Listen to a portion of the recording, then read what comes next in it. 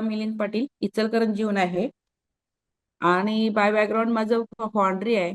आणि foundry business बघत बघत बघत माझी तब्येतीची तक्रारी खूप वाढत गेल्या. 2005ला जॉईन केले, कारण आमची परिस्थिती खूप बेताची होती. त्या दरम्यानच जॉईन केलेले. त्या गेलेलं ऐश्वर्य, गेलेलं वैभव सगळं मला परत मिळवायचं होतं. ह्या दृष्टिकोनातनच मी जॉईन झाले. आणि कसं आहे माहितीये काय, पैसा असला तरच माणसाला किंमत असते जगात. जगात नाही, घरात सुद्धा, घरात नाही बाहेर सुद्धा, सगळीकडेच पैशाशिवाय किंमत नाही. आणि हे मला माहित होतं आणि अनुभवत पण होते. त्यासाठी मी इतकं स्वतःला झोकून दिलेलं. कारण का झिरो टू हिरो माणूस होत असतो, पण तो हिरो टू झिरो झालेला आम्ही. त्यामुळं आम्हाला ती लाईफस्टाईल मध्ये ती जगायची सवय होती. खूप त्रास होत होता. त्यामुळे गेलेलं ऐश्वर्य मिळवलं, पण गेलेलं ऐश्वर्य मिळवलं खरं, हेल्थ सगळी माझी पणाला लागली.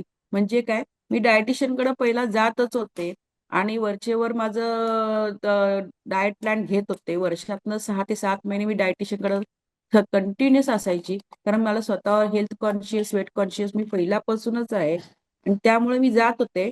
पण मला कंटिन्युटी म्हणजे कन्सिस्टन्सी अजिबात होत नव्हती. जे पद्मजाताई सारखं कन्सिस्टन्सीवर घेत असतात टॉपिक, तो खरोखर लागू पडत होता मला. त्यामुळे कन्सिस्टन्सी माझी कायम राहत नव्हती. कारण का राहत नव्हती ह्याचं पण एक कारण होतं मागं. कारण डायटिशियनकडे जात असताना 2-2 तासाला ती फक्त डाएट देत होती. 2 तासाला एवढं ग्रॅम खावा, 2 तासाला तेवढं ग्रॅम खावा. आज तुमचं फायबरचं डाएट आहे, आज तुमचं प्रोटीनचं डाएट आहे, फळांचं डाएट आहे, अशावर. कारण का जेवण त्यावेळेला कधीच मिळायचं नाही. जेवण मिळालं नाही की आपण अगदी हे होतो. आणि त्यावेळेला काय वाटतं की दाताखाली, आता सारखं ताई आणि सर सांगत असतात की दाताखाली अन्न आल्याशिवाय, चावल्याशिवाय आपल्याला बरं वाटत नाही.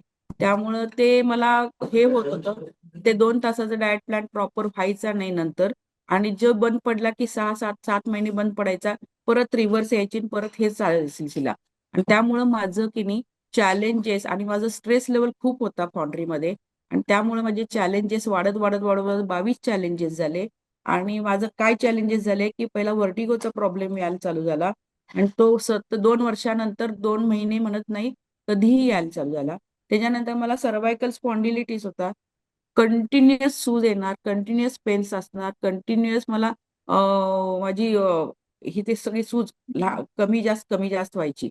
आणि त्याच्यानंतर तिसरा गोष्ट म्हणजे मला टेनिस एल्बो होता. टेनिस एल्बोमुळे मला 2 इंजेक्शन मी करून घेतलेले. इंजेक्शन तिसऱ्या इंजेक्ट करून घेतले त्यावेळेला लक्षात आलं की हे स्टेरॉइड्स आहे आणि त्याचा काहीच परिणाम होत नाहीये. बंद करून टाकलं. पण डॉक्टरांच्याकडं कोल्हापूरला जाऊन मी एक्सरसाइज वर घेतले.